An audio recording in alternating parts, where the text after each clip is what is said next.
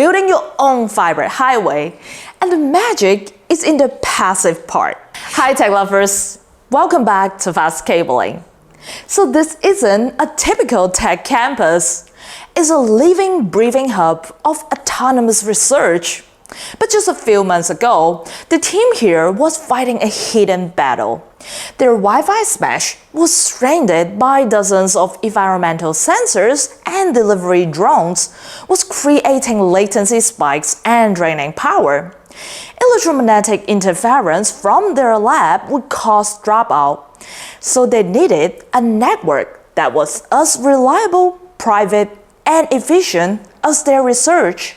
And their dream is a private digital ecosystem. Now the answer they found wasn't new, but its application was revolutionary for them. A private passive optical network, or you can call it PON.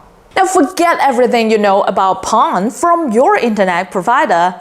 We're not talking about ISP backhaul. We're talking about building your own fiber highway, and the magic is in the passive part. Between the central brain called the OLT and the end units, the ONUs, there's no active electronics, just silent durable fiber and passive splitters. This means incredible reliability, almost zero power draw in the field, and a network that's invisible to the outside world. So let's build one. For our campus, we needed just 3 core components.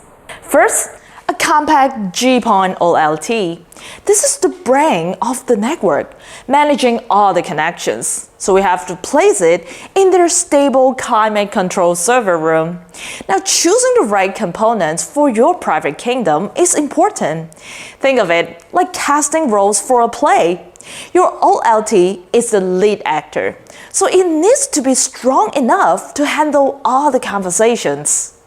And for a private network, a single, robust port like the one we're using here is often perfect. The key is ensuring it speaks the right PON language, like GPON, and that it has the management feature you want for the isolated ecosystem. Next, the translators, ONUs. ONUs are the supporting casts, interfacing directly with your gadgets. Each one takes the fiber signal and converts it into local Wi-Fi or Ethernet connection for a specific zone. Here, you have to match the unit to your device personality. Does your sensor array need multiple wired Ethernet ports, or does your drone patch need a local high-speed Wi-Fi bubble? Choosing the right ONU interface, like the dual-band Wi-Fi model we're using for the lab, ensures a seamless performance for every device on your network. And finally, the silent dispatcher, a PLC fiber splitter. The splitter is the director, deciding how the signal is distributed. These little blocks takes the single laser signal from the OLT and splits it perfectly, like branching a river, to serve up to 16 different ONUs. And the most critical choice is the split ratio, like 1:8 or 1:16. A higher split shares lights to more devices, but over shorter distances. And for most private campuses, a 1:8 or 1:16 PLC splitter hits the sweet spot. Then, you can decide on the stage. A standard PLC splitter for protected indoor installation, we can use this one here, or a hardened outdoor version for placement in the yard or along the conduits, like the one we're mounting on the demonstration board. Now the installation is a story of elegant planning. Step 1, map your kingdom.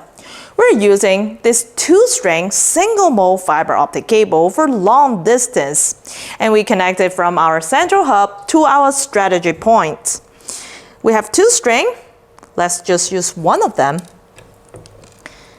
Connect it to a connector here, and we can insert it directly into the PON port.